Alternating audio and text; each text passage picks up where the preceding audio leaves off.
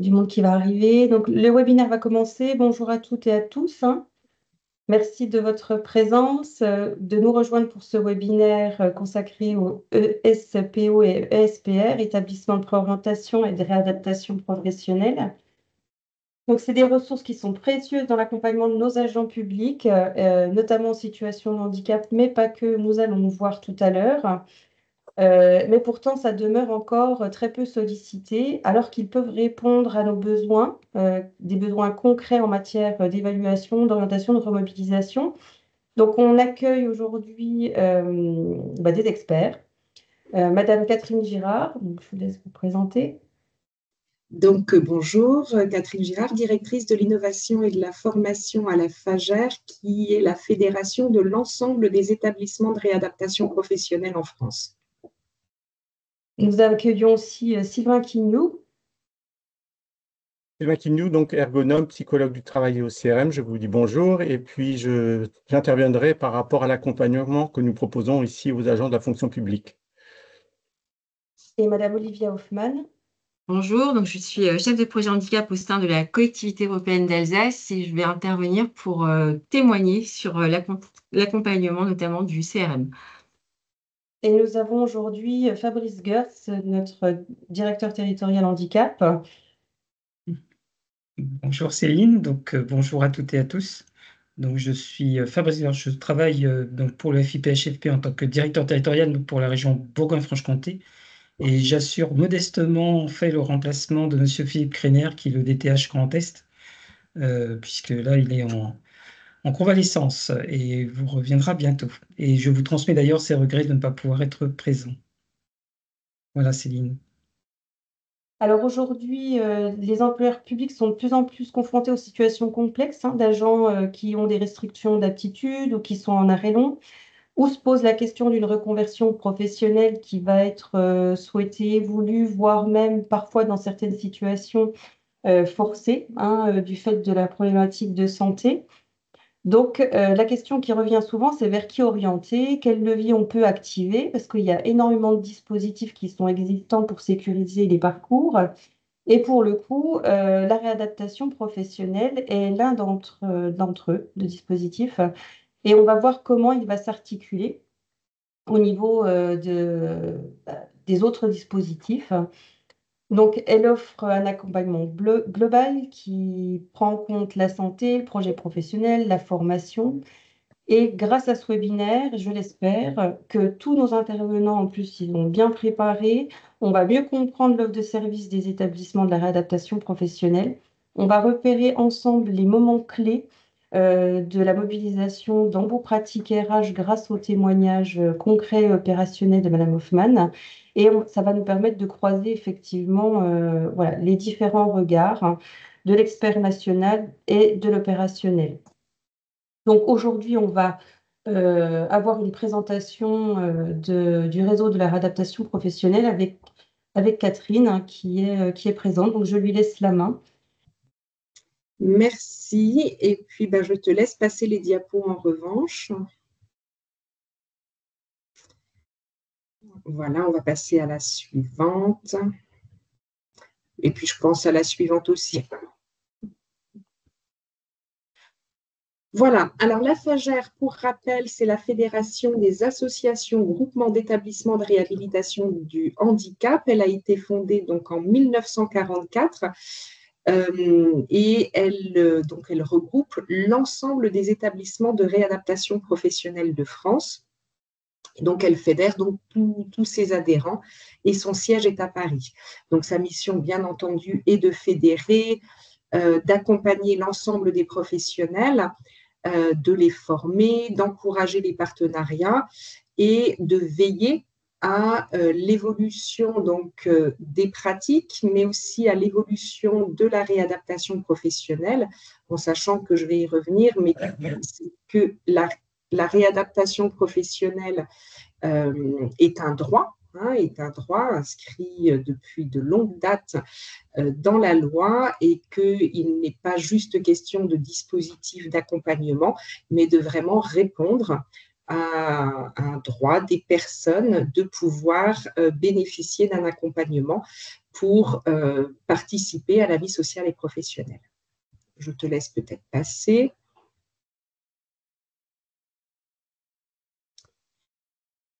Voilà, donc la FAGER, eh bien, c'est tout cet ensemble d'établissements que vous voyez sur l'ensemble du territoire. Tous ces points que vous voyez sont des établissements qui sont portés par, alors il y en a 168 en tout, portés par 55 associations et organismes.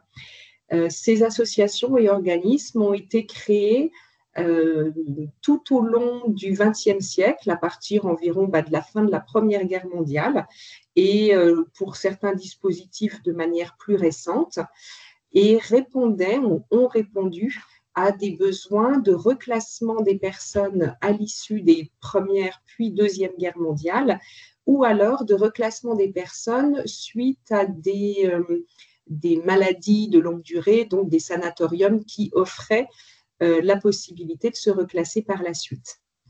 Donc aujourd'hui, eh bien, ces 168 établissements regroupent 58 établissements et services de préorientation, que je présenterai un petit peu plus en détail, 78 établissements et services de rééducation professionnelle, qui sont en fait un ensemble de prestations de formation certifiantes ou non pour appréhender une nouvelle vie professionnelle, et 32 UEROS, donc unités d'évaluation et de réentraînement à l'orientation sociale, qui sont des dispositifs spécialisés pour les personnes présentant des lésions cérébrales acquises.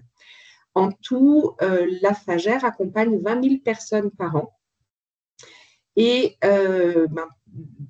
plus de la moitié, même plus de 60% d'entre elles, retrouvent un emploi dans les 12 mois qui suivent la prestation qu'elles ont suivie.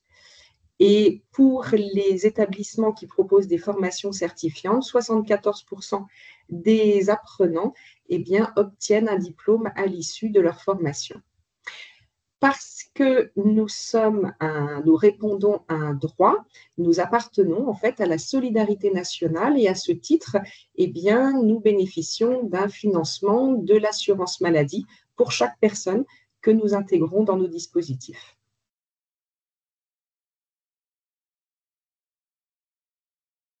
Alors, là, je vous présente, je ne vais pas rentrer dans le détail, mais de manière rapide, vous voyez des cartographies, donc j'en ai mis une pour la Bourgogne-Franche-Comté, une pour le Grand Est et une pour l'Outre-mer, pour présenter à chaque fois les établissements. Et puis en haut, vous avez le nom du délégué régional, parce que notre organisation repose sur des délégations régionales qui fédèrent elles-mêmes les établissements de la région et qui sont autant d'interlocuteurs que vous pouvez solliciter pour en savoir plus sur la réadaptation professionnelle ou les établissements.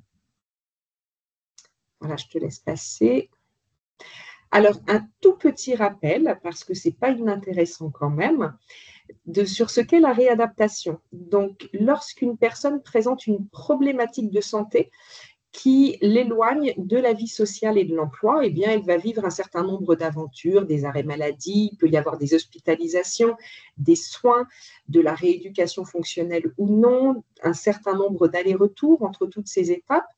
Et au bout d'un moment, la personne va être déclarée consolidée, c'est-à-dire qu'il va être estimé que les séquelles de sa problématique de santé vont peut-être encore un petit peu évoluer, mais qu'il va falloir qu'elle apprenne eh bien, à poursuivre son parcours et sa vie avec les séquelles de cette problématique. Et souvent, à ce stade, il va falloir que la personne réévalue un certain nombre de choses pour poursuivre son parcours. Donc, notamment, elle va pouvoir bénéficier d'une évaluation de la distance à la vie sociale et professionnelle. Et puis, sur cette base, elle va pouvoir élaborer un nouveau projet professionnel, le consolider, si nécessaire, se remettre à niveau ou s'y préparer, se former à un nouveau métier et aller vers l'emploi. Eh bien, à partir de la consolidation jusqu'au retour à l'emploi, c'est la mission de la réadaptation professionnelle de l'accompagné. Et l'ensemble du parcours, eh bien, c'est le parcours de réadaptation que la personne va pouvoir vivre. Alors là, j'ai mis 2 définitions. De toute manière, vous aurez le support, donc je vous laisserai y revenir. Mais j'ai mis les 2 dernières définitions parce que la réadaptation professionnelle existe depuis 1919. La première loi socle datait de 1919, donc de la fin de la Première Guerre mondiale. C'était la loi Maginot qui avait prévu que pour toutes les gueules cassées, et donc c'était quand même 3 millions de personnes, il y avait eu 1 million de tués, 3 millions de blessés. Pour ces 3 millions de personnes, il y avait la possibilité d'évaluer si elles pouvaient retourner à l'emploi ou non. Et toutes celles qu'on estimait aptes à retourner à l'emploi, eh bien, pouvaient bénéficier d'un parcours de réadaptation professionnelle pour apprendre un nouveau métier et retourner à l'emploi. Et pour les autres, eh bien, il était plutôt question de compensation financière. Donc, il y a eu d'autres lois par la suite qui ont confirmé ce droit à réadaptation, notamment une loi en 1957, mais je ne vais pas rentrer dans le détail. En revanche, dans tous les cas, et c'est ce que disent ces 2 définitions, la réadaptation se définit comme un processus personnalisé où la personne va être accompagnée par un ensemble d'interventions, de coordonnées, de professionnels et d'interventions qui vont se coordonner autour d'un parcours. Et ce parcours de réadaptation, il est limité dans le temps parce que la personne va pouvoir retrouver une participation à la vie sociale et professionnelle, mais sur cette période, et tant qu'elle n'a pas atteint son objectif de maintien, de reclassement ou d'accès à l'emploi, et tout ça du fait de la problématique de santé, elle va avoir droit à être accompagnée. Je te laisse passer à la suivante. Donc, en synthèse, la réadaptation professionnelle, c'est la période qui se situe entre la survenue d'une problématique de santé ou le moment où cette problématique de santé devient une entrave à la vie professionnelle et le retour à une activité professionnelle durable. C'est-à-dire que nous n'accompagnons pas juste vers un emploi, mais nous sommes là pour mettre en place les conditions nécessaires à ce que la personne puisse retrouver une activité professionnelle le plus longtemps possible. Et donc, pour ça, nous avons différentes prestations qui peuvent être sollicitées. Alors, la réadaptation pour qui? Pour toute personne qui a un projet d'insertion à partir de 16 ans. Donc ça, c'est plutôt récent, ça n'a que 5 ans parce que ça date d'un décret de 2020. Mais aujourd'hui, il est estimé qu'une personne qui ne peut plus tirer bénéfice de l'éducation nationale, par exemple, va pouvoir entrer rapidement dans un parcours pour être accompagnée vers l'emploi. La réadaptation s'adresse aux personnes pour lesquelles le recours au droit commun n'est pas possible sans soutien médico-social. Parce que oui, je ne l'ai pas dit, mais en premier lieu, toute personne a droit au droit commun. C'est le principe même de l'inclusion. Et il serait bénéfique qu'un jour, à terme, on arrive à ce que toute personne puisse trouver réponse de manière accessible dans le droit commun. Mais parfois, le droit commun manque d'outils, d'outils spécialisés, et c'est la réadaptation qui va apporter les outils manquants. Donc, pour toute personne qui est bénéficiaire de l'obligation d'emploi des travailleurs handicapés. Alors, j'ai mis une astérisque parce qu'auparavant, on disait bénéficiaire de la reconnaissance de la qualité de travailleur handicapé, mais la réadaptation s'adresse de manière plus large, alors aux personnes qui ont la RQTH, mais aussi aux personnes qui ont une autre raison, par exemple une pension d'invalidité, les personnes qui ont eu un licenciement pour inaptitude, en tout cas qui ont présenté une inaptitude dans leur activité professionnelle et qui ont l'intention, ou en tout cas qui ont déposé une demande auprès de la MDPH, même si elle n'est pas encore aboutie.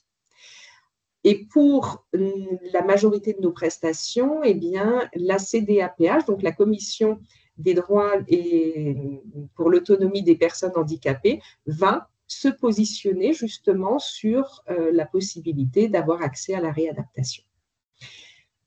Et donc, pourquoi? Eh bien, pour un accompagnement vers une insertion durable, je le rappelle, en subsidiarité du droit commun lorsqu'un soutien médico-social est nécessaire et pour réparer le préjudice d'éloignement de l'emploi du fait du handicap.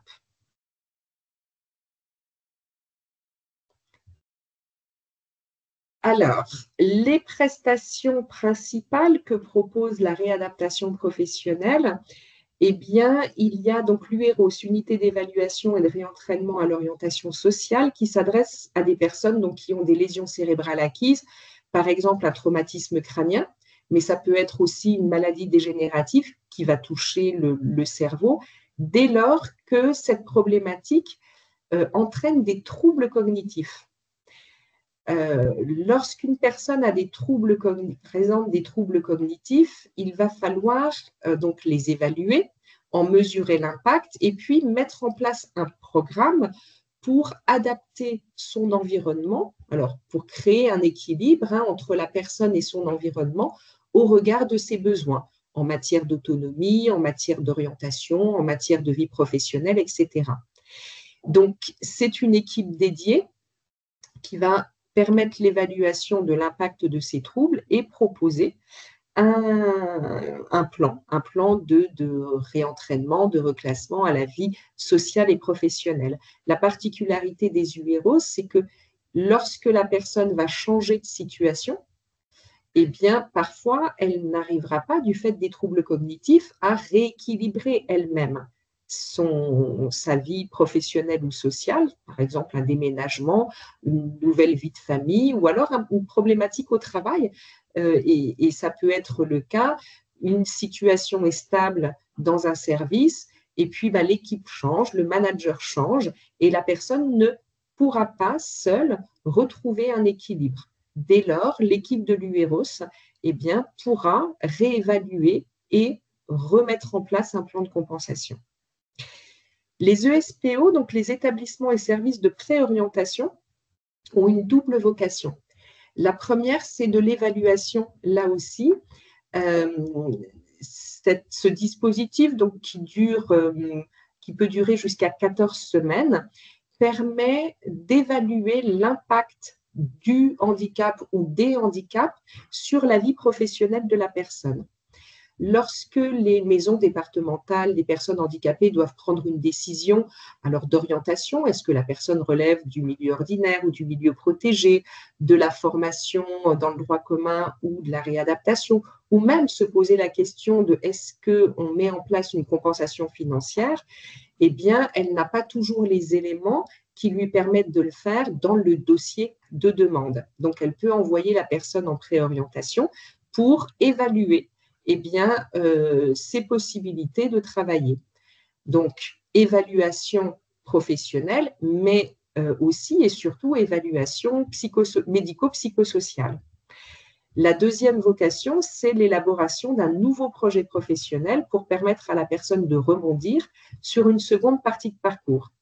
Donc, les ESPO, anciennement, qui s'appelle préorientation encore au sein des établissements, accueillent la personne, alors en général en groupe, parce que ça permet aussi d'évaluer la distance à la vie sociale, et aide la personne à identifier quelles sont ses ressources, quels sont ses freins, mais aussi les leviers qu'elle va pouvoir mettre en place pour aborder une nouvelle vie professionnelle. Et les ESRP, établissements et services de réadaptation professionnelle, portent différents dispositifs, donc des formations sous forme de préparatoire ou de formation certifiante qui peuvent couvrir énormément de domaines. Nous avons sur l'ensemble du territoire 240 formations professionnelles différentes sur 14 secteurs d'activité, mais aussi des préparatoires projets, des préparatoires pour permettre la remobilisation des personnes en fonction des publics, des préparatoires FLE ou des préparatoires jeunes, ou des préparatoires spécialisés sur certaines problématiques de santé, tout ce qui peut permettre à la personne d'évoluer vers une nouvelle situation professionnelle, donc via un titre professionnel si c'est certifiant, mais en tout cas via de nouvelles conditions d'accès à l'emploi. Je te laisse passer. Donc, les trois prestations, enfin, les trois grands blocs que j'ai proposés avant, c'est l'offre classique. Mais dans de nombreux établissements aujourd'hui, eh bien, sont apparus de nouveaux services qui sont pour partie issus du décret de la réadaptation professionnelle qui date du 2 octobre 2020. Alors, il y avait des établissements qui faisaient ça déjà bien avant, mais le décret a permis de décrire justement ces pratiques. Le décret prévoit des évaluations préliminaires médico-psychosociales qu'en interne à la FAGER, on a appelé prestations d'évaluation et de conseil. Elles peuvent être mobilisées avant même une notification, justement pour permettre l'analyse des besoins médico-sociaux et identifier quel serait le meilleur parcours. Donc, ces évaluations permettent de savoir si une personne peut s'en sortir dans le droit commun ou alors si elle relève plutôt de la réadaptation et si oui, eh bien, il est préférable pour elle qu'elle passe par une préorientation ou si elle peut intégrer directement une formation préparatoire ou qualifiante et si oui, laquelle. Nous proposons également aussi le dispositif de formation accompagnée, qui est une modalité des établissements et services de réadaptation professionnelle. Alors, auparavant, les personnes qui avaient besoin de réadaptation, eh bien, devaient malgré tout choisir parmi ces 240 formations que nous proposions dans nos établissements. Alors, même si le choix était large, ça imposait aux personnes quand même eh bien, de se limiter à ce catalogue. Et donc, il nous a paru important de pouvoir ouvrir plus largement et de ne pas obliger, de ne pas contraindre les personnes, eh bien, ou les restreindre surtout, à aller vers un domaine qui peut-être les intéressait moins. Et puis, il existe encore, mais nous y travaillons, des zones blanches, c'est-à-dire des territoires qui ne sont pas couverts par la réadaptation professionnelle. Et il faut que la réadaptation puisse s'adresser aussi à ces personnes et les accompagner, quel que soit leur projet. Alors, le DFA, eh bien, c'est une modalité d'accompagnement médico-psychosocial toujours, c'est-à-dire que l'équipe pluridisciplinaire interne à nos établissements eh bien, peut accompagner des personnes dans des dispositifs de formation de droit commun, dans le milieu ordinaire. Donc, ça requiert aussi un accord de la Commission des droits et de l'autonomie, mais alors sous réserve de bien sécuriser le parcours dans l'organisme de formation de droit commun, l'équipe médico-psychosociale peut accompagner la personne à lever l'ensemble des freins qui pourraient compliquer son parcours dans le droit commun. Et nous avons des services qui sont directement mobilisables par les employeurs, et c'est les exemples qui vous seront présentés, pour analyser et gérer les situations des agents qui sont en difficulté sur leur poste de travail du fait d'une problématique de santé. Donc, nous proposons des évaluations professionnelles qui peuvent être mobilisées dès lors qu'il y a un risque d'inaptitude, ou en tout cas un questionnement, c'est-à-dire qu'il n'y a pas besoin de statut particulier, dès lors que un agent, une équipe et une collectivité se posent la question du maintien à l'emploi d'une personne, de son reclassement, etc., eh bien, les établissements peuvent être mobilisés. Et donc, ils peuvent proposer des évaluations pour analyser la problématique et accompagner la personne eh bien, par le biais de bilan professionnel ou de bilan de compétences. Et ces prestations eh bien, sont prévues dans le catalogue du FIPHFP et donc sont totalement mobilisables. Alors, J'évoque rapidement aussi le cas de l'emploi accompagné, qui n'est pas spécifique à la réadaptation professionnelle, mais de nombreux établissements de réadaptation professionnelle sont porteurs de dispositifs d'emploi accompagné, parce que il s'agit là aussi d'un accompagnement médico-psychosocial et professionnel à l'accès et au maintien à l'emploi. Je te laisse. Merci Catherine. Avant de continuer sur le témoignage, j'avais 2 personnes qui demandaient des précisions et effectivement sur la nécessité d'avoir une notification MDPH pour pouvoir avoir une orientation. Oui, comme je l'ai dit, donc nous faisons partie de la solidarité nationale et à ce titre, nous sommes financés par l'assurance maladie. Donc, je ne vais pas vous le cacher, l'assurance maladie, ce sont nos impôts. Donc, il fallait quand même quelqu'un qui puisse vérifier que la personne avait bien besoin de ça, hein, et ne pouvait pas relever du droit commun.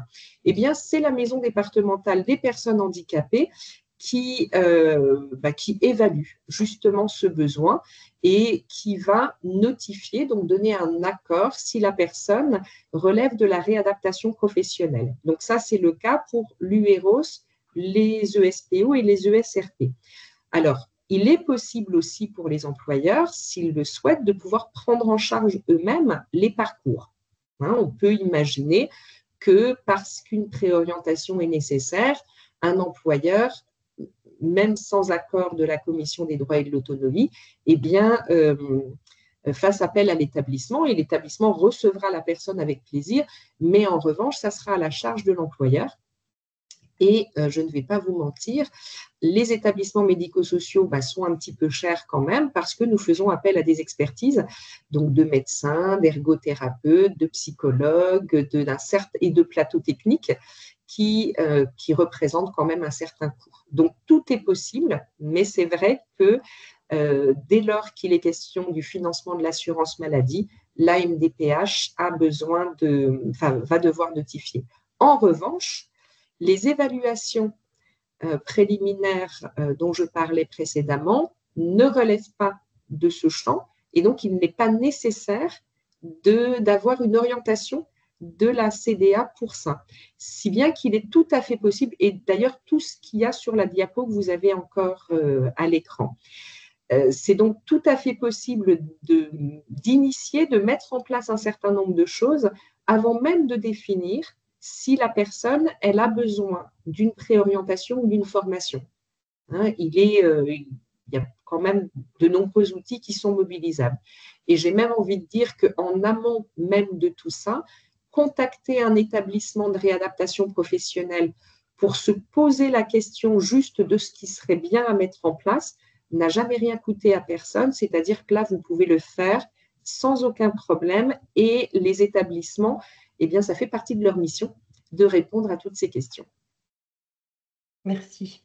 Et nous avons également une question de Madame Edel concernant un travailleur qui serait frontalier. Donc, c'est quelqu'un qui travaille peut-être en France, mais qui habite en Allemagne. Est-ce que c'est bien ça, Madame Edel?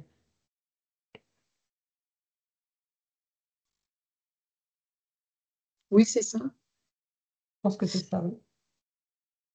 Est-ce qu'on peut avoir accès à ces dispositifs-là en travaillant en France?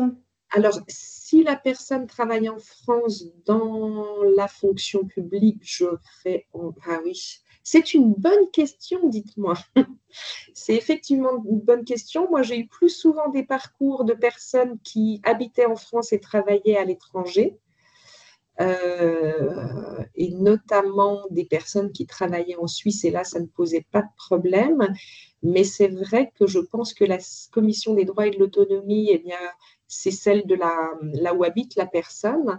Et donc là, j'avoue que je n'ai pas de réponse. Concrètement, si c'est quelqu'un qui habite en France et qui travaille en Allemagne, il peut mobiliser les dispositifs. Par contre, si c'est l'inverse, effectivement, ça peut poser question. Je sais pas, il faudrait que je creuse. Là, je vais pas vous. Voilà, il faut que j'aille chercher l'information parce que je sais que par ailleurs, il y a quand même des accords entre les pays frontaliers et il n'est pas impossible, donc dans les régimes d'assurance maladie, donc il n'est pas impossible effectivement qu'il y ait cette possibilité, mais moi je ne l'ai jamais eu. Mais je me note la question et tu me donneras l'adresse de Madame Edel et Il n'y a pas de souci. je lui transmettrai. Merci. On a également des précisions par rapport justement à cette nécessité de mobiliser la MDPH, parce que c'est à l'initiative effectivement des personnes en termes de démarche individuelle. Et du coup, est-ce que l'employeur peut voilà, présenter les choses, un peu Alors, conseiller? moi, je conseille toujours de toute manière de prendre contact avec l'établissement. Justement, ça permet déjà d'avoir les établissements peuvent faciliter quand même aussi les démarches auprès des MDPH parce que dans tous nos établissements, il y a à minima une personne qui participe aux équipes pluridisciplinaires d'évaluation. Ça permet aussi de porter un certain nombre de dossiers, voire de faire part parfois de l'urgence d'une situation pour pas que la personne, pour éviter les ruptures de parcours. C'est bien une demande individuelle, mais l'employeur peut donner des éléments pour compléter. Tout élément en fait qui va permettre d'enrichir la compréhension par la MDPH du parcours de la personne peut être utile à sa compréhension. Mais c'est bien effectivement la démarche, quand même une demande individuelle, personnelle au départ, qui peut malgré tout être portée et accompagnée par d'autres professionnels. Et on a également Madame Noquin qui... Oui, c'est bien ça. Oui, Madame Noquin qui précise, alors quelle est la différence avec le module d'évaluation des capacités fonctionnelles qui peut être mobilisé auprès de l'ADAPT? L'ADAPT fait partie du réseau des établissements. Alors, eh bien, il y a le droit commun en premier lieu pour tout le monde. Dans le droit commun, il y a déjà des outils d'évaluation et d'accompagnement. Dès lors que on va dire le droit commun n'est pas totalement outillé il va faire appel à ce qu'on appelle le droit commun spécifique. Et là, par exemple, aux appuis spécifiques, aux prestations d'analyse des capacités, et puis un certain nombre d'autres outils qui peuvent être mobilisés donc, parce que ce sont des experts de la santé au travail. Alors, ce sont des outils de compensation du handicap, mais qui permettent, et il faut les mobiliser en premier lieu, qui permettent une évaluation, qui permettent un accompagnement. La réadaptation, c'est encore l'échelon au-dessus. C'est-à-dire que nous intervenons majoritairement sur des situations qui sont les plus complexes. C'est-à-dire, voilà, il n'est pas uniquement question de gravité de la problématique de santé, mais parfois la complexité, elle va venir de la difficulté pour la personne de pouvoir communiquer sur sa problématique de santé. Parce que si je prends l'exemple, par exemple, de la prestation d'analyse des capacités, on est sur un temps qui est quand même un petit peu court et ça ne va pas toujours permettre, si la personne ne réussit pas à verbaliser ses freins, eh bien, il ne va pas toujours être facile de pouvoir faire une analyse. La réadaptation professionnelle, excusez-moi, mon téléphone a sonné. La réadaptation professionnelle va mettre d'autres outils en place pour justement aller identifier les freins, y compris quand il y a des troubles du comportement, des troubles de la communication, un certain nombre d'autres complexités qui ne permettent pas la résolution avec les outils du droit commun. Donc, j'ai envie de dire en premier lieu, tant que c'est possible, eh bien, on peut utiliser les outils de droit commun. Et c'est comme ça que la société le prévoit, c'est une bonne chose. Mais si la situation, ce que je veux dire, c'est qu'il ne faut pas effectivement, dès lors qu'on sent que la situation va être plus difficile à gérer, en revanche, il ne faut pas hésiter et il ne faut pas perdre de temps non plus pour aller faire appel à la réadaptation.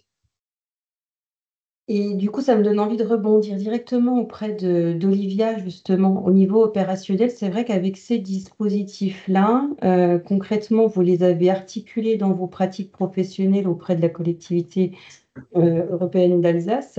Peut-être que vous pourriez donner cet éclairage un peu employeur sur à quel moment il vous a semblé pertinent d'intégrer dans les accompagnements ce type de prestations. Oui, alors c'est vrai que moi, la toute première fois où j'ai mobilisé le centre de réadaptation de Mulhouse, c'était à la suite d'un accompagnement pour un agent qui avait bénéficié d'un bilan de compétences, qui avait des difficultés sur son poste, qui avait une problématique de santé et un handicap, hein, qui faisait qu'il pouvait plus se maintenir sur son poste dans les conditions actuelles. Donc, il a fait un bilan de compétences auprès de nos chargés d'emploi, donc en interne, hein, donc du milieu, on va dire, ordinaire. Mais c'est vrai que c'était pas suffisant ni adapté à son handicap. Et c'est là, effectivement, que j'ai sollicité le centre de réadaptation de Mulhouse pour avoir effectivement un éclairage et des éléments pour accompagner au mieux cet agent par la suite. Ouais. Nous, c'est un outil, je dis toujours, on n'a pas comment dire, d'accompagnement clé en main, c'est toujours du sur-mesure. Et selon le besoin, la situation de la personne, on va solliciter, c'est un outil qu'on va pouvoir solliciter quand on sent que soit nous, on arrive effectivement au bout de l'accompagnement, soit parce qu'il y a besoin effectivement de faire aussi un pas de côté peut-être pour les agents, de plus être non plus accompagnés qu'au sein de la collectivité. Pour eux, c'est aussi un autre regard, une autre liberté de parole qu'ils vont pouvoir avoir parce que c'est plus l'employeur directement qui les accompagne. Donc ça, c'est aussi des retours qu'on a.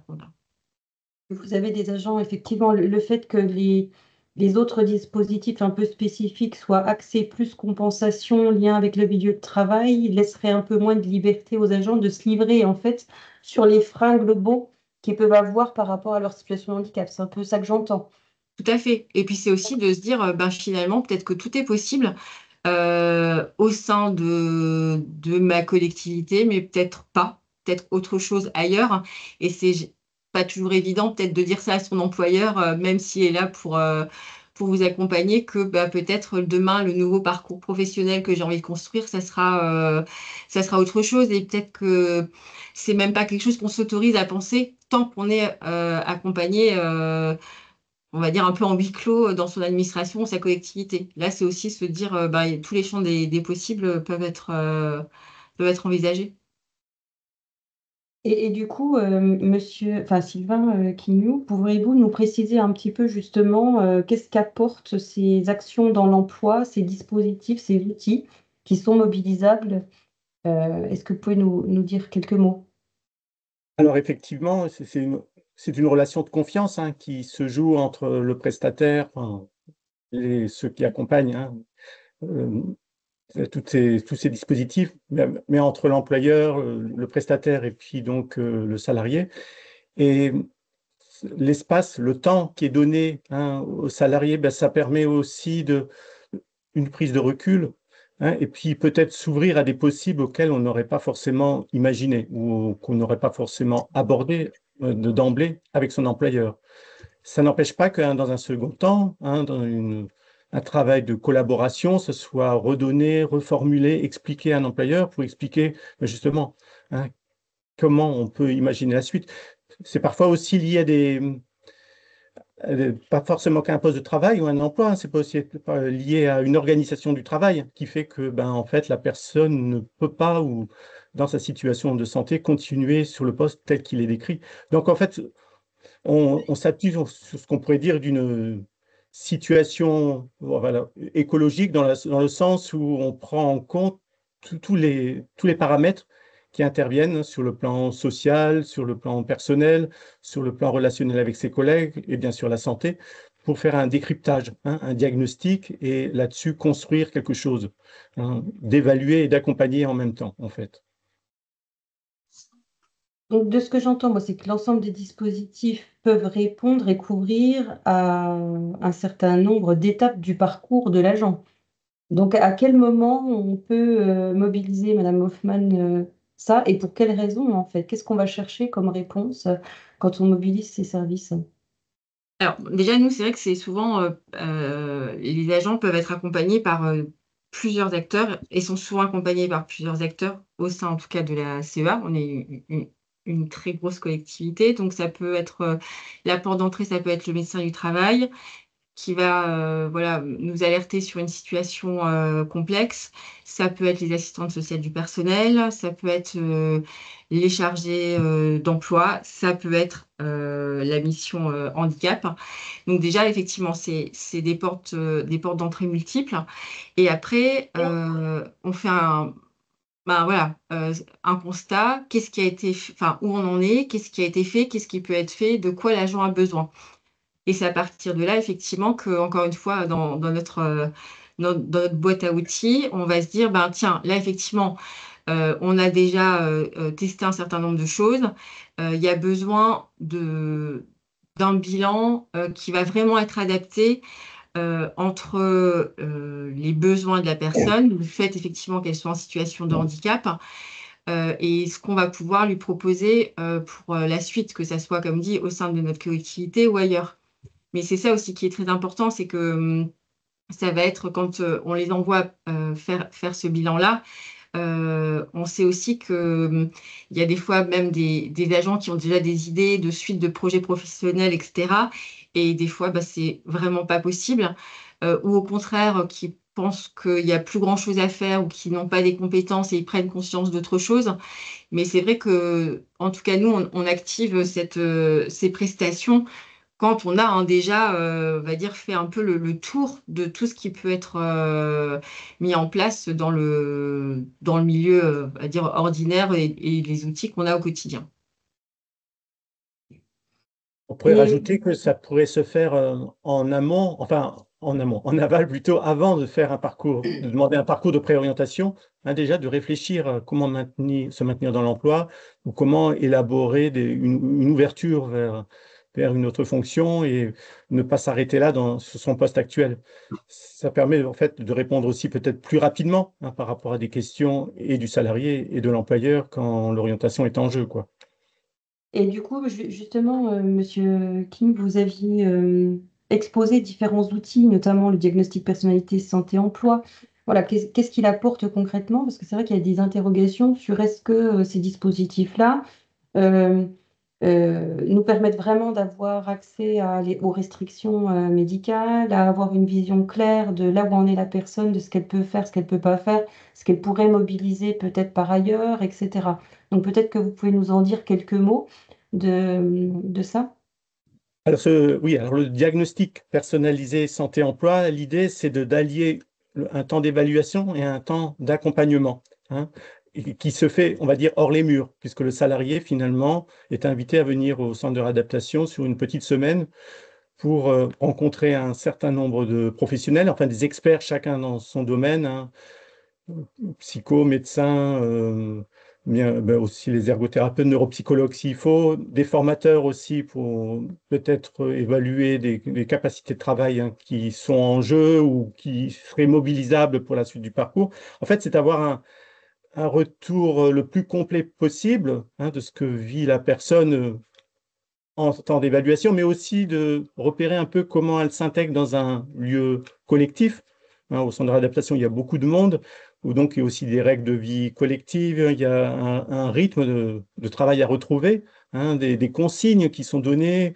Et en fait, on a là un aperçu qui se veut quand même le plus complet possible, hein, une espèce de scanner, hein, qui prend en compte tout ce qui est repérable et qui, à l'aide des compétences de chacun, permet de repérer ce qui est peut-être essentiel à retenir pour l'élaboration de la suite du parcours, hein. Et souvent, ça vient compléter ben, la représentation qu'on peut avoir par une hiérarchie ou un médecin du travail de comment on comprend la situation de travail du salarié. Mais de là, de le voir sur une période d'évaluation, on repère d'autres éléments, hein, qui amènent des compléments d'information utiles pour la suite.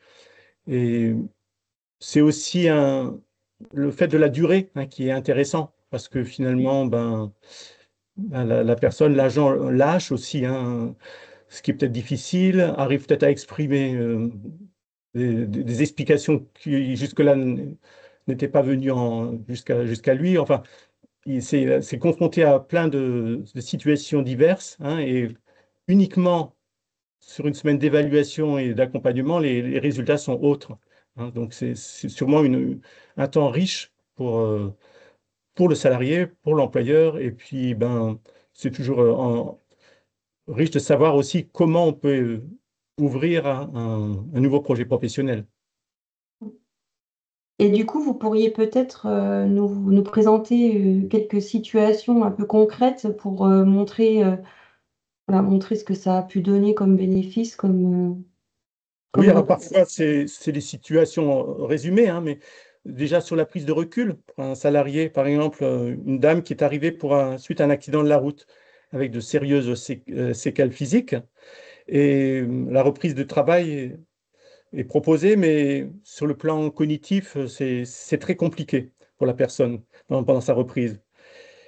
Mais en fait, pendant le DPSE, quand elle est venue chez nous, euh, en fait, elle a pu exposer aussi tous les effets psychologiques, hein, que ça avait entraîné chez elle, et que de fait, la notion de fatigabilité qu'elle n'avait pas forcément pris conscience jusque-là, des troubles cognitifs associés. Enfin, voilà, il y a eu un certain nombre d'éléments qui ont élargi le regard qu'on pouvait poser sur cette situation de travail, et que finalement, les séquelles physiques, c'était une chose, mais finalement, il y avait beaucoup d'autres éléments qui étaient à prendre en compte.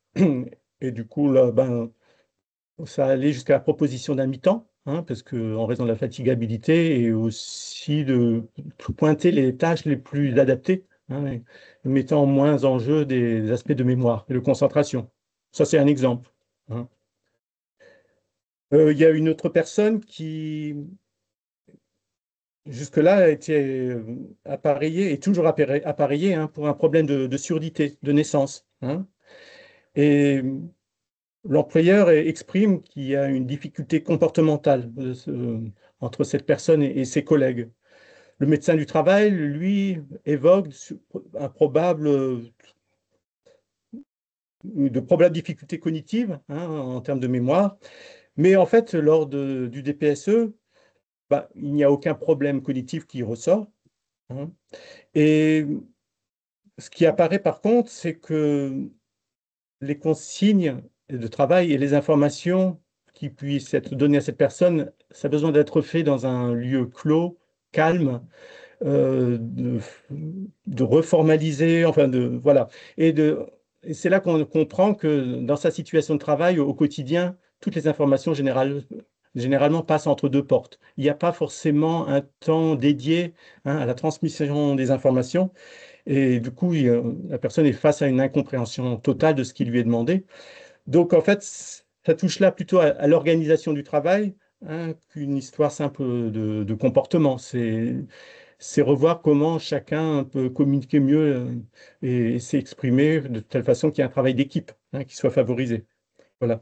Mais c'est aussi, voilà, parce que la personne était là plusieurs jours avec nous, parce qu'on a repéré aussi des incompréhensions, que cet élément-là a été mis à jour, hein. Voilà. Il y a encore un autre exemple, par exemple, une personne qui, suite à un AVC, hein, a des séquelles très sérieuses au niveau de la prise de parole. Et son employeur donc, a un doute sur la possibilité de reprise sur son poste, puisque son poste est axé vraiment dans la communication. Alors, madame, elle a envie de reprendre, hein. Elle exprime que, voilà, qu'elle a envie de poursuivre sur son activité, mais en même temps, elle n'a pas forcément jusque-là mesuré l'impact de ces troubles de la parole et leurs conséquences, qui entraînent des erreurs, de la fatigue certaine. Et en discutant, en se mettant face à des petites situations concrètes qu'on lui propose ici au plateau technique pendant cette semaine d'évaluation, euh, la fatigabilité est apparue comme quelque chose qu'elle pouvait prendre en compte, hein, et de la respecter, et de pouvoir mesurer sa fatigabilité, ça permettait aussi de dire mais quelles sont les tâches que je puisse faire et quelles sont celles qui seront adaptées sans me mettre en difficulté. Et de fait, bon, ben, son activité première, elle l'a mise un peu de côté, hein, en exprimant que la communication compte toujours pour elle, mais peut-être pas seulement la communication. Voilà, ça, ce sont des exemples, hein, des faits de vie, on va dire, rapides. Merci. Olivia, vous vouliez peut-être compléter voilà, des Oui. exemples concrets? Alors, moi, j'en ai quelques-uns, mais je vais être voilà, pas trop longue. J'ai un exemple en tête d'un chef de cuisine chez nous qui ne pouvait plus exercer son métier après un accident qu'il a eu. Et donc, ça a été tout le bilan qu'il a pu faire de reconversion professionnelle au sein du CRM. Ça lui a permis de faire le deuil de son métier, de prendre conscience que un chef de cuisine, c'est plein d'autres compétences qui sont transposables à d'autres métiers au sein notamment de notre collectivité. Donc, il a pu avancer, se projeter sur une suite de parcours professionnels et aujourd'hui, il a pu entamer une PPR et un reclassement. Et donc, il est en immersion dans un service comptabilité chez nous. Mais tout ça, voilà, ça a été un cheminement et il a eu besoin de temps et donc de ce bilan pour pouvoir y accéder. Ouais. Et du coup, de ce que j'entends, c'est que vous avez choisi directement d'aller sur un bilan professionnel proposé par un service de réadaptation Oui, professionnelle, puisque les autres ne répondaient pas en termes de temps, de disponibilité ou d'équipe alors, disciplinaire. Qu'est-ce qui a donné chez vous, en tant qu'employeur, le déclic que c'était effectivement la réadaptation professionnelle qui était adaptée?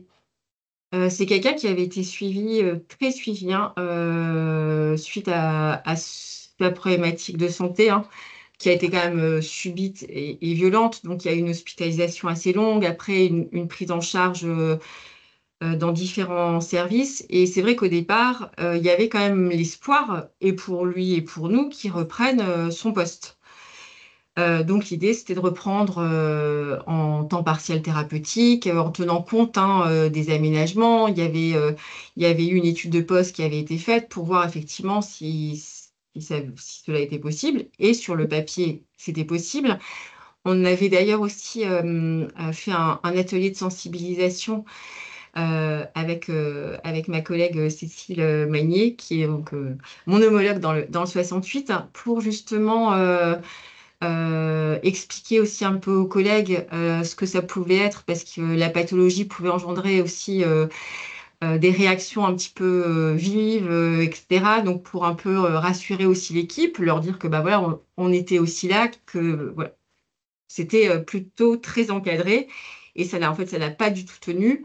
Ça a été très compliqué pour l'équipe et pour la personne en situation. Et donc là, on s'est dit, là, il faut qu'on mette quelque chose de sérieux pour prendre le relais, qui puisse être accompagné. Comme je vous le disais au tout début, hein, c'est là on savait on n'était plus dans le milieu ordinaire. Au vu du handicap et de la problématique, pour nous, c'était sans hésiter. Enfin, ça allait de soi qu'on partait sur ce bilan, hein, et au sein d'un centre de réadaptation. Mm. D'accord, merci. Et après, j'ai encore 2 minutes pour un autre Oui, oui, exemple. allez-y. Allez-y. Euh, on a aussi d'autres situations, et c'est pas la première, de personnes qui font ces bilans de reconversion professionnelle. On sait très bien qu'elles vont partir à la retraite pour invalidité, chose qu'on évite au maximum quand c'est possible, mais des fois c'est pas possible, et c'est même souvent euh, à la demande de ces agents qui disent bah non, en fait, moi je sais que je peux plus rester au sein de la collectivité, même si vous me proposiez un autre poste, un reclassement, ça ne m'intéresse pas. C'est vraiment trop éloigné de ce que je faisais avant. J'ai peut-être plus les compétences au vu de l'accident de vie que j'ai eu pour exercer mon métier. Et donc, elle souhaite partir. Et pour qu'elle puisse, on va dire, partir, et les outils pour un autre projet professionnel. On ne sait pas forcément lequel et peut-être qu'il n'y en aura pas, mais des fois, ça peut aussi arriver. C'est des situations qu'on a aussi voilà, accompagnées vers ce bilan professionnel. Et pour nous, c'est important aussi de dire, bah, même si on sait qu'on va se séparer de l'agent, mais on lui donne aussi cet outil-là qui lui permet de faire un bilan sur ses compétences, sur comment la suite peut se construire demain, ou sur faire effectivement le deuil d'une carrière définitivement. Donc, il y a vraiment tous les cas de figure, hein. Et puis, et c'est souvent aussi pour nous un super outil pour les personnes qui sont en arrêt, notamment en arrêt de longue durée ou en CLM, en CLD, peu importe, mais qui bah, voilà, sont éloignés de l'emploi depuis longtemps, qui ont peur de revenir, voilà, qui ne savent pas comment elles vont pouvoir revenir, et donc de leur proposer finalement un peu cette remise en route. On reprend contact avec le monde professionnel, on est accompagné, on construit petit à petit, voilà, un retour à l'emploi. C'est aussi rassurant et très bénéfique. Oui, et en plus, le cadre de la réadaptation professionnelle est relativement bien adapté, puisqu'effectivement, on est dans le secteur médico-social Tout à fait. aussi. Donc, la personne est encore en arrêt, mais effectivement, il y a des équipes pluridisciplinaires, de ce que j'ai entendu, qui sont vigilantes aussi à la situation dans laquelle la personne va être au cours de ces différentes actions. Tout à fait. Euh, alors, du coup, pour clôturer, Sylvain et Olivia, quelles sont pour vous les étapes clés à avoir ou les mécanismes à avoir et quels sont les plus grands bénéfices que vous avez pu observer?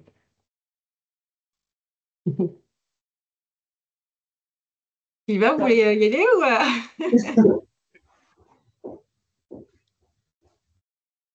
Bon, après, moi, je pense que le plus important, c'est le fait que déjà qu'il y ait une demande et qu'autour d'une table, un employeur, un agent et puis un organisme extérieur puissent travailler ensemble, qu'il y ait quelque chose qui se tisse là et qui permette en fait à répondre à des besoins, celui du salarié, hein, et puis des attentes aussi d'un employeur qui ben, quelque part, entre guillemets, se mouille aussi, hein, dans ces dispositifs, hein, dans la demande d'un bilan de reconversion professionnelle dans un DPSE, parce que voilà, on veut améliorer et faire de telle manière que la personne puisse en sortir enrichie et que sa pratique ben, professionnelle puisse progresser.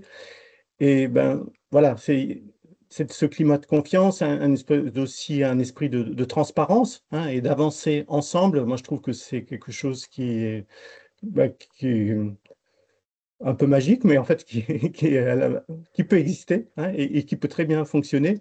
Et surtout que ça ouvre à des possibles que personne n'avait forcément pensé au début. En fait, il ne s'agit pas de rentrer dans un moule et de se dire, avec tel profil, voilà, hein, vers quoi je me destine, ou d'entendre que telle compétence amène forcément vers telle activité. Hein, c'est vraiment d'essayer des possibles et puis ben, de voir un peu plus loin en fait que sa structure de travail, hein. Même si après c'est pour y revenir, mais voir un peu ben, comment une autre fonction peut se vivre, peut se travailler ailleurs, de confronter les points de vue, hein. C'est aussi ce sont aussi des moments de, on va dire, d'expression et de communication, hein, et ça c'est essentiel. Finalement, c'est ensemble, hein, qu'on avance, hein, et c'est ensemble que voilà, le fruit, ben, il arrive à maturité au final. L'idée, c'est quand même d'arriver aussi à des recommandations, des solutions, c'est pas toujours le mot adapté, des recommandations, hein, qui soient les plus concrètes possibles. La difficulté qui peut parfois y avoir, c'est dans l'accompagnement, c'est quand un agent, pour d'une façon ou d'une autre, a des difficultés de compréhension, hein, et que ben là, voilà, en fonction des capacités cognitives, hein, il faut aussi savoir adapter ces outils et puis travailler sur la formulation, la reformulation, et puis parfois inventer de nouvelles formes de pédagogie, hein, pour avancer ensemble. Mais bon, ça fait partie du neuf, hein, qu'on met sur la table et qu'on peut construire ensemble. Oui, j'entends qu'effectivement, les établissements de réadaptation professionnelle prennent vraiment un temps d'analyse, un peu comme la prestation d'évaluation conseil, pour bien prendre la mesure des choses et ensuite va orienter aussi les dispositifs qui vont pouvoir être mobilisés s'il y a besoin d'un certain nombre de bilans auprès de certains médecins, s'il y a besoin d'un accompagnement diagnostique bien personnalisé, des préconisations médicales, santé, emploi, voire même sur le champ un peu personnel de ce que j'ai entendu, pour ensuite faire un accompagnement vraiment durable ou en tout cas vers une forme de durabilité dans l'emploi. Hein. C'est un peu ça que j'entends dans votre témoignage. Mhm. C'est ça. Olivia, Tout à vous fait. vouliez compléter? Oui, alors ben, je rejoins, je partage tout à fait ce que disait Sylvain. C'est vrai que c'est enfin, avant tout l'adhésion, de rassurer les personnes, de les rencontrer, de leur expliquer. Nous, ça va des fois, c'est déjà ne serait-ce que de faire la demande à la MDPH pour accepter que bah, ça y est, on va faire la demande de la reconnaissance de travailleurs handicapés. Et puis après, de leur expliquer bah, les dispositifs, l'intérêt, les rassurer, je l'ai déjà dit, mais j'insiste là-dessus parce que des fois, les agents peuvent avoir peur qu'on mobilise ce type d'outils pour se séparer d'eux en disant ah bah ça y est en fait c'est plus enfin voilà vous voulez plus nous accompagner en interne alors que c'est voilà c'est très important voilà de leur expliquer de prendre le temps. Moi quand je leur laisse une fiche récap que je trouve sur le site internet pour que voilà ils en prennent connaissance.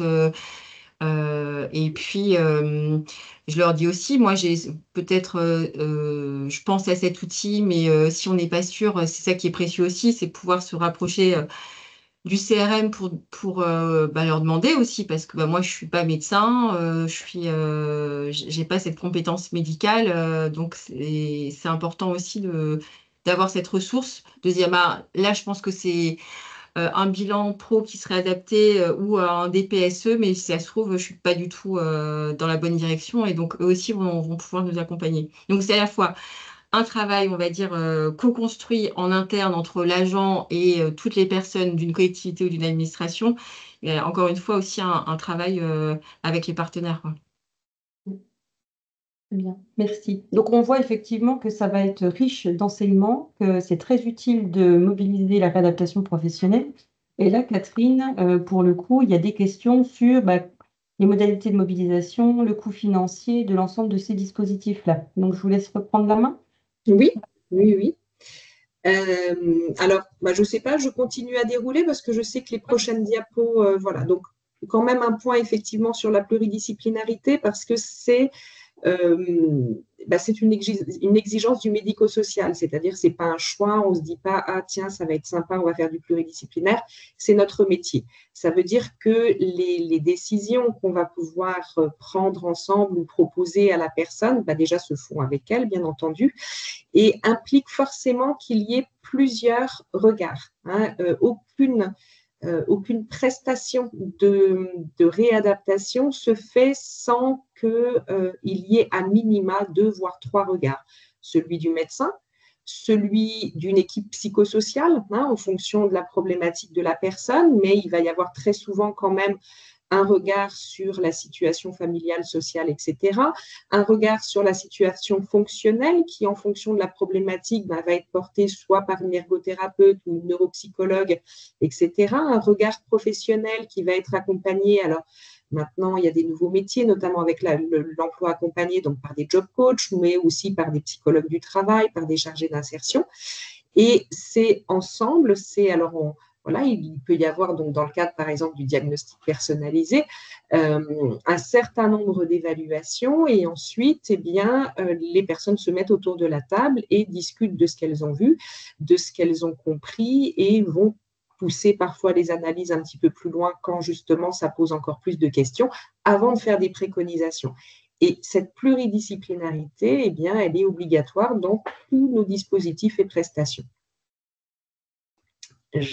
Voilà. Et c'est ce qui fait aussi notre différence avec le droit commun.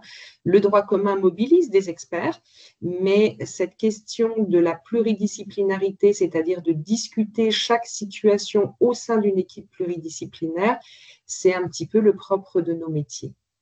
Et donc, tous ces outils peuvent être mobilisables par un certain nombre de personnes, toutes personnes en fait qui accompagnent des personnes en situation de handicap ou présentant une problématique de santé. Donc, c'est le cas des employeurs publics ou privés via la médecine du travail, les services de ressources humaines, en fonction de l'organisation des employeurs. Je te laisse passer. Oui, j'allais juste rebondir sur un mot parce qu'effectivement, est-ce que la demande d'orientation peut être faite par le médecin du travail à l'instar des demandes RQTH ou est-ce qu'il vaut mieux un certificat du médecin traitant de l'agent? Mais là, en l'occurrence, si on est sur des actions à l'emploi, le médecin du travail peut effectivement renseigner le certificat et faire la demande. Parce qu'en plus, il aura très souvent un certain nombre d'informations que le médecin traitant n'aura pas nécessairement. Alors, côté employeur, justement, c'est un petit peu tout ce qu'on a évoqué auparavant, qui a été décrit par Olivia ou par Sylvain. C'est la réadaptation et tous ces outils peuvent être utilisés pour interroger les possibilités pour un agent de se maintenir à son poste de travail ou de revenir à son poste ou à un poste de travail après un congé maladie. Anticiper les mises en retraite pour inaptitude, accompagner le reclassement interne ou externe.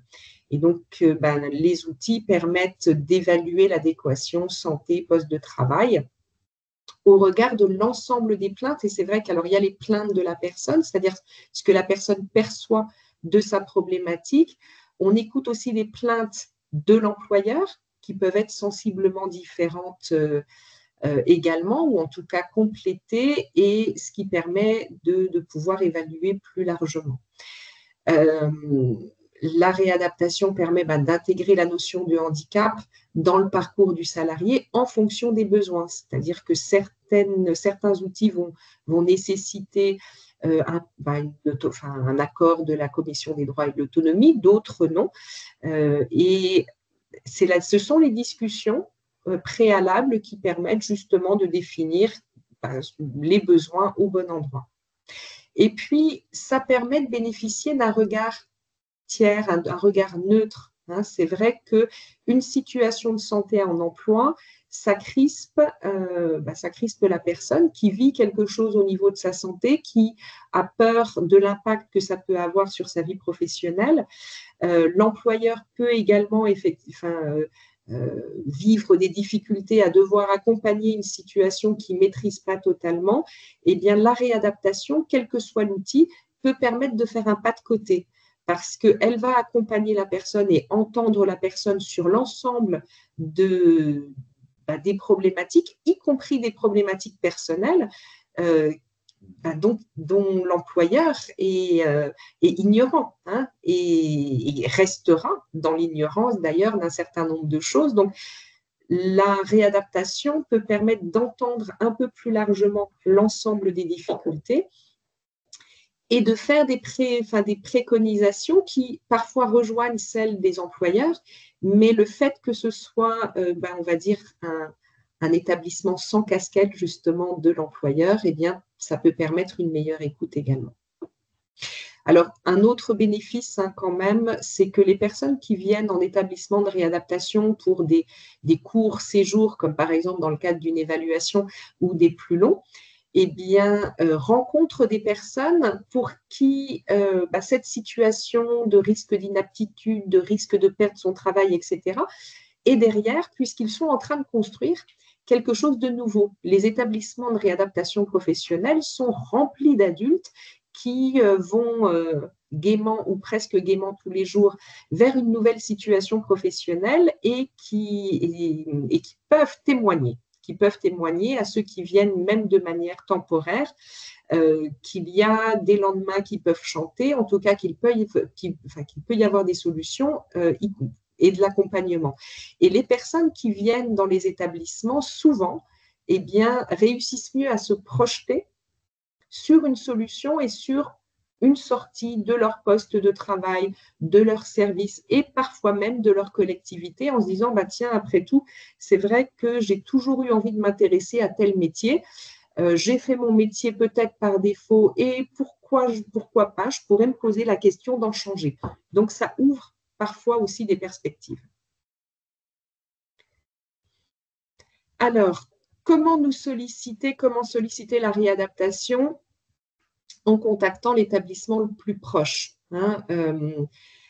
Contacter un établissement n'engage à rien et il n'est pas nécessaire d'engager d'autres démarches pour le moment. Il faut contacter l'établissement et discuter de la situation.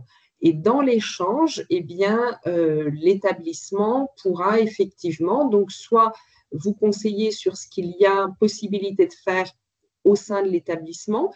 Si l'établissement n'a pas les compétences ou les ressources ou les outils, il pourra vous orienter vers l'établissement qui peut y répondre. Et ça permet d'élaborer, de construire un parcours et de mettre en place les démarches administratives juste nécessaires. Ce n'est pas la peine de monter des dossiers auprès de la MDPH, etc., si on a juste besoin d'une évaluation et d'un bilan professionnel. Dans ce cas-là, paf, ça peut se mettre en place beaucoup plus rapidement. Donc, voilà, le plus simple, c'est de contacter l'établissement le plus proche, d'où la cartographie présentée au début, et puis eh bien, d'échanger avec l'établissement sur ce qu'il y a lieu de mettre en place. Alors, le catalogue FIPHFP permet un certain nombre de choses pour accompagner justement ces situations et ces solutions. Et donc, pour accompagner le maintien au poste, il y a donc les aides numéro 18 pour les dispositifs d'accompagnement pour l'emploi. Alors, dans ce qui a été présenté, le diagnostic personnalisé santé-emploi entre dans le cadre de cette fiche 18, de cette aide numéro 18. Le bilan de compétences et le bilan professionnel fait aussi l'objet d'une aide du FIPHFP. Alors, il y avait la question effectivement du coût dans les questions. Alors, il faut aller voir le catalogue, mais il me semble qu'on était à 2 000 € pour le bilan de compétences ou bilan professionnel, en sachant que ce bilan ne va pas intégrer les évaluations, mais qui, elles, peuvent être prises en charge dans le cadre de l'aide numéro 18. Il y a également la formation dans le cadre, justement, parce que c'était une autre question de la période préalable au reclassement, donc qui aide l'aide numéro 21. La seule chose que j'aurais envie de dire par rapport à ça, c'est que la période, la PPR, donc durant 12 mois, moi, je vous engage à contacter les établissements de réadaptation très rapidement, c'est-à-dire peut-être au moins en parallèle, si vous voulez essayer d'autres dispositifs, etc., très bien, mais peut-être contacter la réadaptation très rapidement pour pouvoir intégrer justement les dispositifs de réadaptation si c'est nécessaire sur la période. Voilà, et donc Céline a rajouté l'aide numéro 22 et l'aide numéro 23. Je ne sais pas si tu veux en parler, mais en tout cas, ce sont des fiches, des aides qui permettent d'intégrer les outils de la réadaptation. Et on a vu effectivement qu'on peut utiliser les outils de la réadaptation pendant les périodes d'arrêt, ce qui permet de préparer les suites à donner. Quand vous y voyez plus clair que la personne sait un peu où elle va, effectivement, c'est plus facile et plus aisé de construire et de construire avec elle un projet de PPR s'il y a une inaptitude qui pointe le bout de son nez. Ce qui n'est pas toujours le cas, parce qu'on peut s'apercevoir via des diagnostics personnalisés qu'au final, on n'a pas exploré tous les moyens de compensation. On n'a peut-être pas pris en compte, et là, Catherine nous avait donné un exemple lorsqu'on a préparé, que les difficultés étaient plutôt perçues via l'emploi sur une des situations. Or, quand elle a été rencontrée, c'était plutôt une difficulté personnelle qui était un réel frein à son maintien dans l'emploi. Et une fois que ça avait été levé, s'était senti bien après dans son poste. C'est ça, même si effectivement les difficultés apparaissent sur le champ professionnel, et c'est ce que vous voyez. Alors oui, effectivement, cet exemple était pour nous, a été assez marquant. L'employeur, qui était un employeur public, avait très très bien aménagé beaucoup, beaucoup de choses et malgré tout, la personne continuait à être en difficulté sur son poste. Et lorsque nous avons rencontré la personne et que nous l'avons évaluée, nous nous sommes rendus compte que alors que elle avait une maladie qui générait une déficience visuelle forte et de plus en plus importante. Elle n'avait jamais été accompagnée sur ce champ, donc il n'y avait aucune compensation à son domicile, dans ses transports, etc. Donc c'est une personne qui n'était absolument pas autonome et qui n'avait pas du tout intégré les difficultés liées à sa problématique de santé. Donc l'employeur pouvait mettre tout ce qu'il voulait en place, ça ne pouvait pas fonctionner parce que la personne n'avait pas la capacité d'appréhender elle-même sa propre problématique de santé. Donc, le diagnostic, effectivement personnalisé, nous a permis de mettre en place les accompagnements nécessaires sur le plan personnel en termes de rééducation, en termes d'accompagnement spécialisé pour que ensuite l'emploi puisse effectivement être réenvisagé, mais il n'aurait pas été possible d'élaborer un projet professionnel sans cette possibilité. Voilà, et donc, dès lors qu'une reconversion, ou en tout cas qu'une prise en charge sur le plan médico-psychosocial est nécessaire et plus importante, et qu'on doit passer par l'UEROS, le SPO ou le SRP, eh bien, il y a une demande d'orientation à faire auprès de la MDPH, en sachant que si vous avez rencontré l'établissement et que l'établissement peut, parce qu'il va produire un petit bilan peut-être d'une préévaluation, appuyer le dossier, c'est aussi des choses qui peuvent faciliter l'accord et puis la prise en charge. Et donc, concernant les questions de prise en charge, voilà, donc c'est vrai qu'avec la fonction publique, c'est toujours des questions qu'on a, en sachant que c'est vrai que ce n'est pas des situations sur lesquelles on tombe tout le temps, donc on est toujours un petit peu en train de se poser les questions et de réinventer les choses. Il y a 4 statuts qui permettent alors déjà, toute personne, pour toute fonction publique, quel que soit son statut, peut venir en réadaptation. Je rappelle que la réadaptation est un droit. Alors, mais il y a 4 situations qui ont été identifiées. Donc, la personne peut faire de la réadaptation sur un congé de formation professionnelle, auquel cas, eh bien, elle touche sa rémunération habituelle pendant le parcours.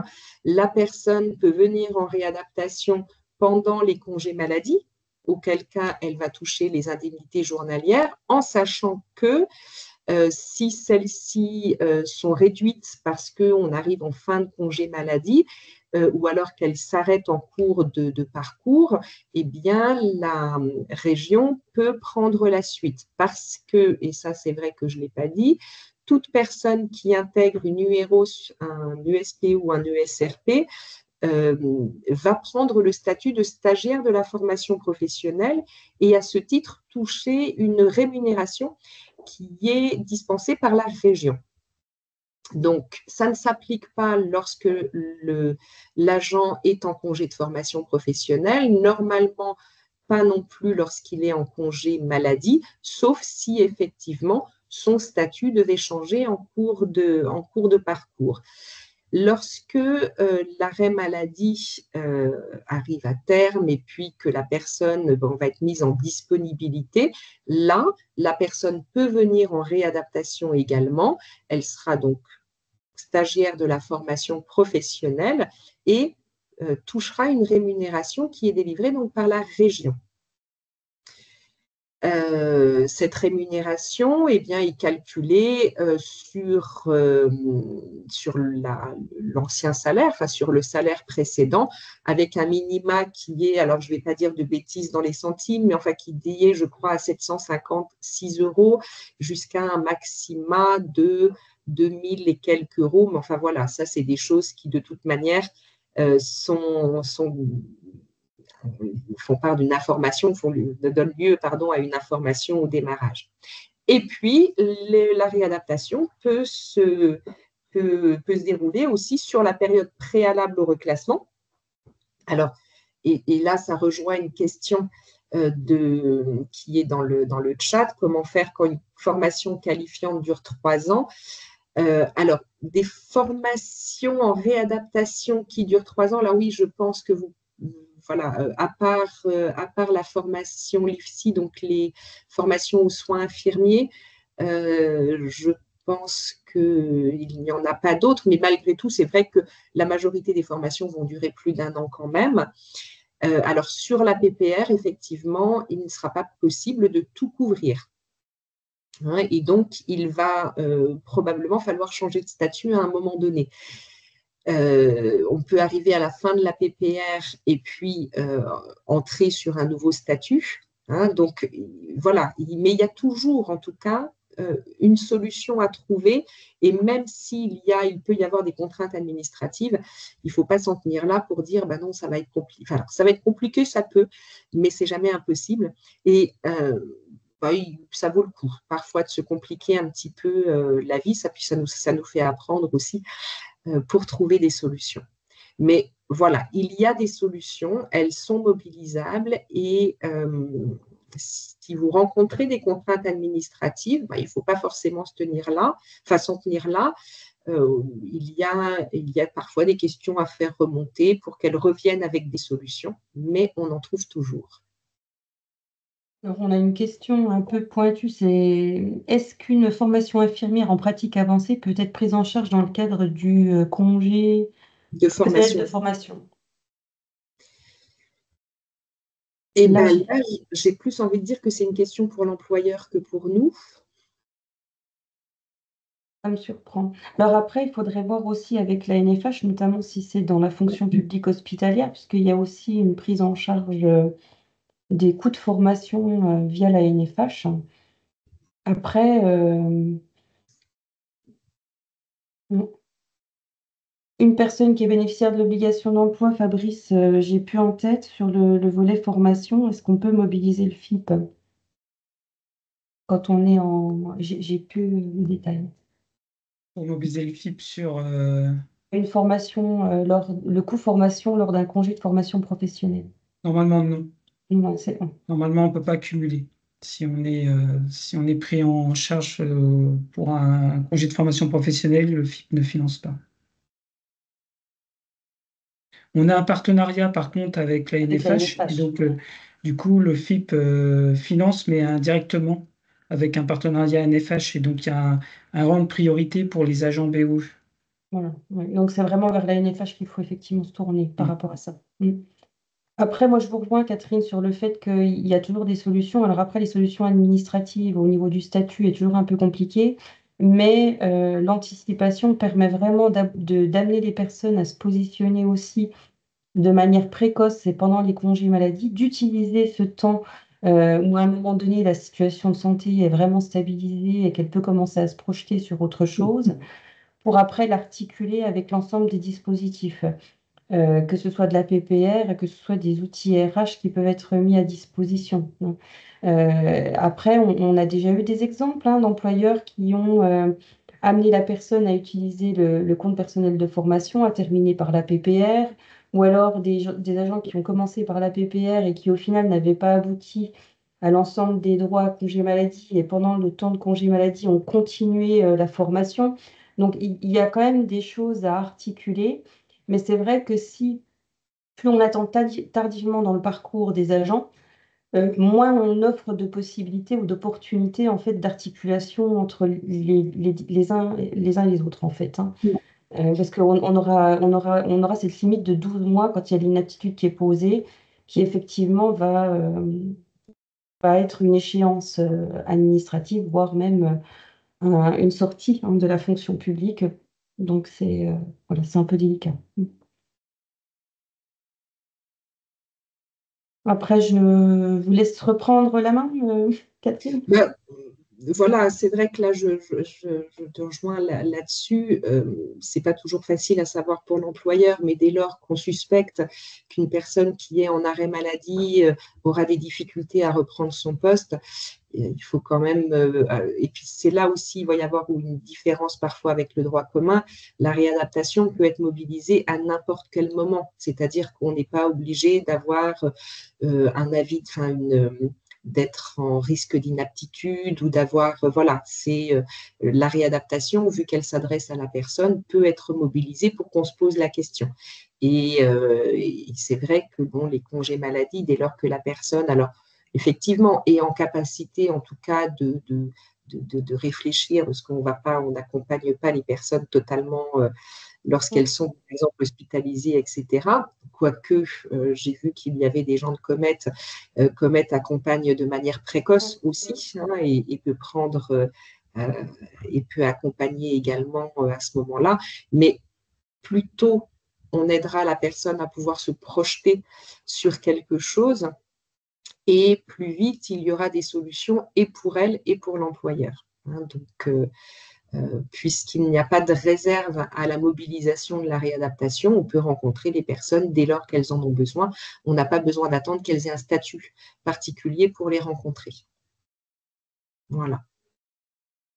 Alors, ce que je vais dire pour finaliser sur la question des statuts, hein, c'est que il y a toujours des solutions, c'est parfois de la dentelle. Voilà, c'est comme ça.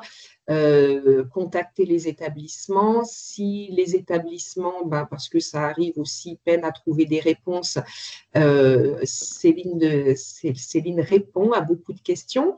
Elle sait aussi poser beaucoup de questions à la réadaptation. Au niveau de la réadaptation, sur le PowerPoint, vous avez le nom des délégués régionaux. Vous pouvez aussi les solliciter. Et puis, vous pouvez me contacter à la FAGER. On n'a pas toutes les réponses, mais on a aussi parfois le moyen de se rapprocher de la plateforme RH, enfin voilà.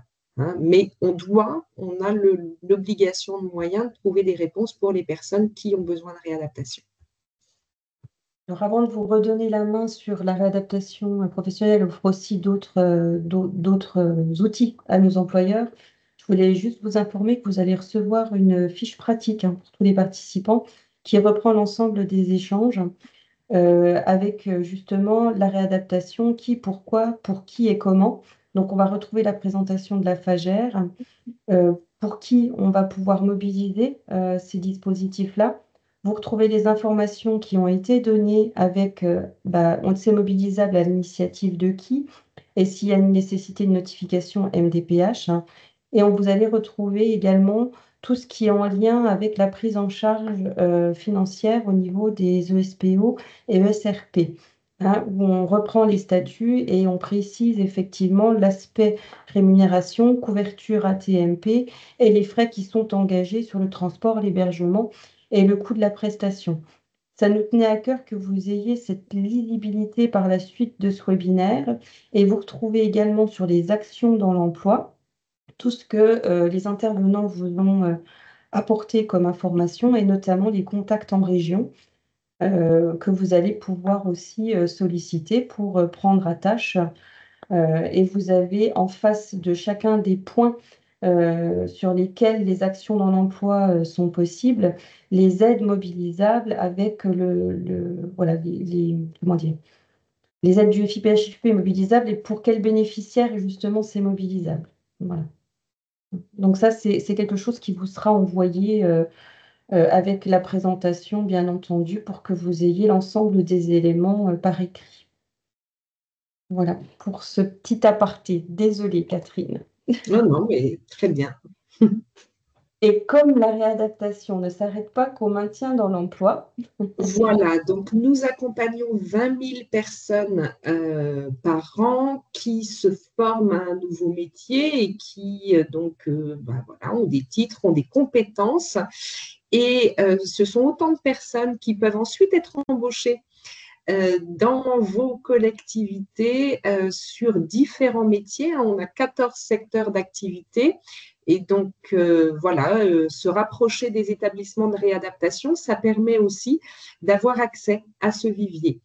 les stagiaires en formation professionnelle ont tous des périodes d'application en entreprise et peuvent vous apporter des compétences pendant des stages qui peuvent être longs et qui peuvent se faire aussi sous des modalités renforcées, c'est-à-dire qu'on peut imaginer que pendant, je ne sais pas, 6 mois, une personne vienne en alternance dans votre entreprise pour se former et puis en même temps pour vous apporter des compétences. Et ces stages, vu que la personne est prise en charge par l'établissement, ça ne vous coûte rien à vous et ça, c'est toujours bon à savoir. Et puis, travailler avec la réadaptation, c'est aussi mieux connaître le handicap, se sensibiliser et vous pouvez, parce que vous-même aussi, vous avez beaucoup de compétences, apporter un certain nombre de choses dans les parcours. Les parcours sont certifiants et les sessions d'évaluation sont des jurys professionnels auxquels vous pouvez participer. Donc, vous pouvez devenir juré d'examen, vous pouvez apporter des compétences aussi dans les parcours parfois. Et puis, voilà, les échanges permettent aussi de se sensibiliser. Alors, un certain nombre d'établissements de réadaptation délivrent des formations aussi à destination des employeurs autour du handicap, alors du ou des handicaps. Mais il y a aussi la possibilité de visiter des établissements, de faire des participations communes dans des forums, etc. La CEA invite fréquemment le CRM à tenir un stand pour sensibiliser ses agents. Et puis, il y a aussi les DUOD. Voilà. Donc, n'hésitez pas à solliciter. Je vous ai mis un petit glossaire pour tous les acronymes qu'on a pu utiliser, ou en tout cas une bonne partie, mais j'ai mis les acronymes liés au handicap. Je vous laisse la connaissance de vos acronymes CPF, PPR, etc., mais ça, vous maîtrisez. Très bien. Eh bien, on arrive au terme de ce webinaire. Donc, effectivement, l'objectif pour nous était que vous ayez une meilleure compréhension de la complémentarité entre le droit commun et les outils de la réadaptation professionnelle. Et je crois quand même entrevoir qu'au travers le témoignage et la présentation de Catherine également, les choses sont plus simples aujourd'hui. Maintenant, ce sera à vous de vous rapprocher de vos établissements pour justement faire le point sur qu'est-ce qui est existant et à quel moment et comment les mobiliser de manière individuelle. Ils sont accessibles à tous les agents publics, quel que soit le versant, quel que soit le statut. On l'a encore entendu à plusieurs reprises. Donc, ne pas hésiter à anticiper les situations. Vous avez un rôle qui est vraiment stratégique dans la mobilisation de ces dispositifs. Donc, sans vous, effectivement, les agents ne les connaissent pas du tout, ces dispositifs. Donc, n'hésitez pas à en faire la promotion. Après, effectivement, on a vu que vous aviez les contacts en région de la FAGER, mais n'oubliez pas les partenaires également de territoire comme les Cap Emploi qui connaissent et qui maîtrisent bien également tout ça et qui peuvent être de bons conseils aussi sur des orientations, sur des dispositifs de ce type. Hein, voilà. Et je laisse le mot de la fin pour les intervenants, que je remercie grandement pour leur temps consacré et la qualité de leur témoignage et de leur intervention. Voilà. Merci beaucoup, Céline, et merci à tous. Merci. Merci, bon après-midi. Bon après-midi. Clôturer, Fabrice? Eh bien, merci Céline, merci pour cette présentation. Donc, faut savoir, hein, je vais souligner, c'est que du coup, va être associée à cette présentation une fiche qui récapitule effectivement les modalités de mobilisation. C'est une fiche qu'on attend depuis plus de 2 ans. Donc, voilà, on remercie Madame Gérard hein, qui a été à la manœuvre aussi. Et donc, n'hésitez pas à nous faire un retour également sur cette fiche parce qu'on la souhaite la plus voilà, opérationnelle possible. Normalement, voilà, on a essayé de balayer toutes les questions, mais on est preneur en fait des retours par rapport à ce document, parce que c'est un document qui sera sans doute, qui sera d'ailleurs mutualisé au niveau national. Et donc, c'est important pour nous voilà, de pouvoir l'enrichir et le compléter ou le corriger s'il y a besoin. Et voilà, donc ça, c'était ma première remarque. Et puis sinon, effectivement, d'essayer d'être le plus opérationnel possible. Donc, par rapport peut-être à des situations réelles que vous rencontrerez dans les mois qui viennent, de nous faire également un retour sur des difficultés ou des projets qui ont bien fonctionné, parce qu'on est toujours preneur aussi voilà, de pouvoir ensuite présenter des situations qui soient illustrantes justement de la mise en œuvre de ces dispositifs pour essayer d'encourager un maximum d'employeurs et puis derrière leurs agents d'utiliser les outils qui sont à leur disposition. Voilà, je crois que j'en ai terminé pour cette conclusion. Et puis, du coup, je vous souhaite une bonne fin de journée. Et puis, c'est pas moi qui vous dis à bientôt pour le Grand Est, puisque, a priori, ce sera Philippe qui vous accueillera pour la prochaine animation. Voilà, 7 juin. merci beaucoup. Merci, au revoir. Au revoir. Au Au revoir. revoir.